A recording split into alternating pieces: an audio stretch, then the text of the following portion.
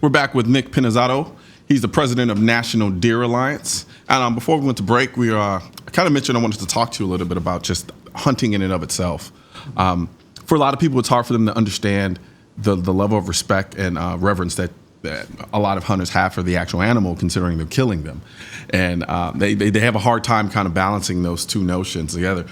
So when talking to people who kind of bring up that aspect of it, how do you usually address it? Mm-hmm. Yeah, and it can be very challenging to articulate. You know, those of us who do hunt, we love it.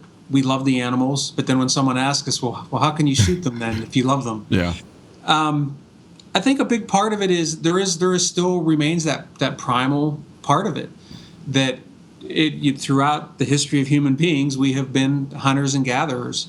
So that instinct lies within us, and I think that's part of it. That's kind of what gets it started. But you know, nowadays we've learned so much more. We interact with animals so much more. You truly grow to love these animals that you hunt, and we see, you know, as a deer hunter, I may see several hundred deer during a deer season. Yeah. I can tell you this past year I shot 3 deer. I don't know how many hundred I saw before that, but every one was taken for a purpose. I was seeking a certain type of deer, taken with the greatest care to minimize any suffering. That's hard to articulate to somebody who hasn't been out there, and that's. You know, I grew up with it, so I was lucky. Frankly, where I grew up in Western Pennsylvania, I just assumed everybody hunted. It wasn't until I got out to see the rest of the world. Yeah, you were enemy number one. 5% of us hunt. Are you kidding me? I mean, they must all live on my block. But at any rate, so that was a big learning curve for me, is that we're only 5 to 7% of the world out there, the United States, that hunts. So it's hard to articulate. But like I said, I grew up with it.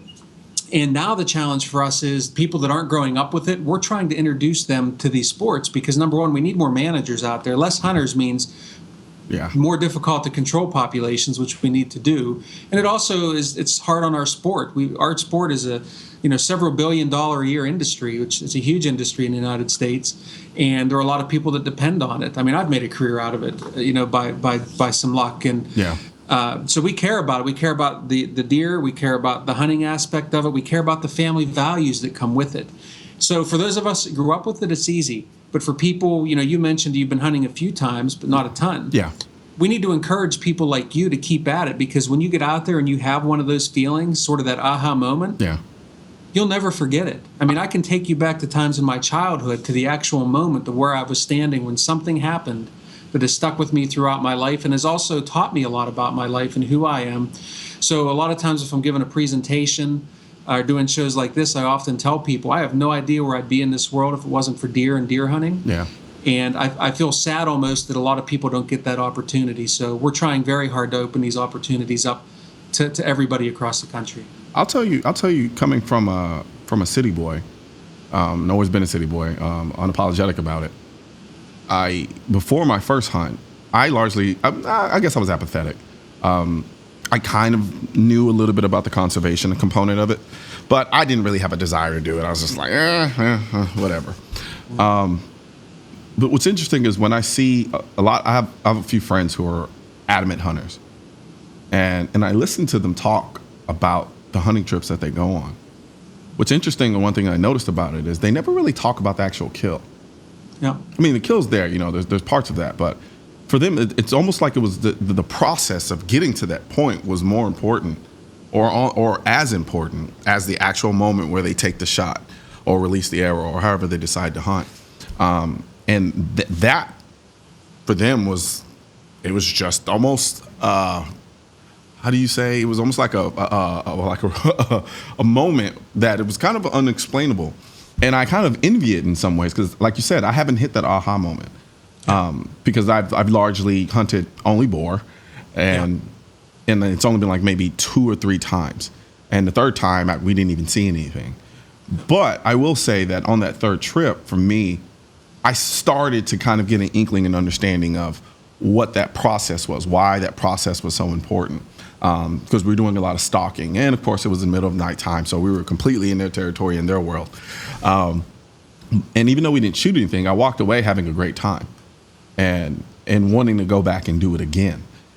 And so it's definitely something that you have to experience. And I think a large part of what you guys do on top of the kind of political advocacy is I think it's incredibly important to kind of serve as that fire to get and that catalyst to get people like me to get out there and this experience once. You know, even if just from an observation standpoint, they just go along, somebody else actually does the shooting. Because I have some friends who refuse to go out there, like, I don't want to kill anything. I don't want to kill anything. Oh, they'll eat meat all day, but they won't actually go out and shoot anything. And I have to tell them, I was like, just try it once, and see what you think. And so I think you're completely right in that regard, at least for people on my side of things who aren't avid hunters, but kind of have that curiosity, Yeah, I love hearing you articulate that because it's so perfect. Someone like you should actually be helping us articulate our message, because one of the things I think we fail at sometimes as a hunting community is we have a hard time looking at ourselves and how we appear to other people. Uh-huh. We create our own barriers to entry for people who aren't avid hunters. But like you said, get out and try it, and you don't have to become a hunter. Yeah. We try too hard to make new hunters, I think, and as opposed to just introducing people to the outdoors. And maybe you just want to go out. I've seen countless sunrises and sunsets in my life, and I thank God every day that I'm a hunter, because that's what got me out there to do that. Yeah. And I wish more people were out there to see those things, way more than I wish that they shot a deer or, it's definitely about the journey, like you said. The pulling the trigger, releasing the arrow is the tiniest fraction of that greater moment. And yes, we get ourselves in trouble sometimes because we have our pictures with our trophies, but we should be proud of those, because that represents the end of the journey, just like a finish line. Or something along those lines. So the way you articulated that was beautifully. Oh, thanks. I hope the viewers and the other hunters like me hear that, because that's the type of message and the way we have to carry it out there to recruit more hunters. Yeah.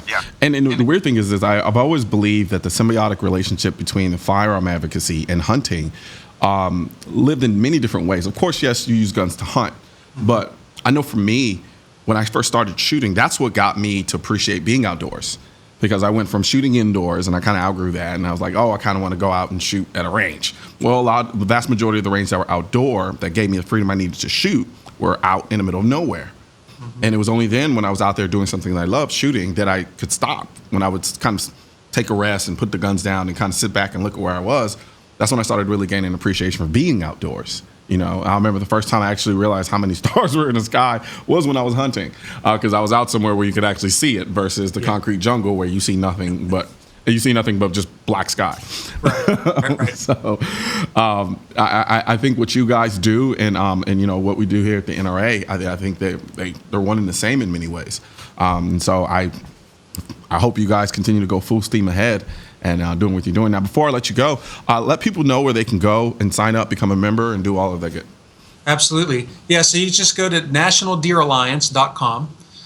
And our membership, I should have mentioned this at the beginning, it's actually free. Okay. We don't charge anything for it. We just need your name, we need your email address, and we need your zip code so that we can reach out to you the minute there's an issue that you can actually interact on and contact legislators or decision makers about. We make it so easy. We send you the email. All you have to do is go through our advocacy system, a few clicks, and you got a letter sent out to your legislator.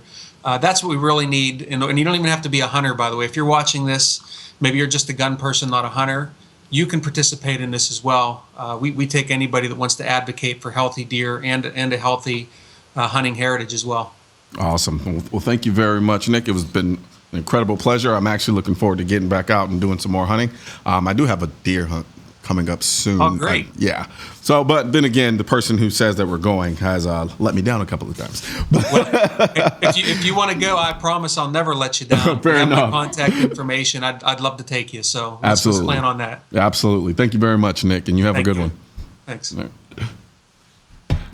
And we'll be back.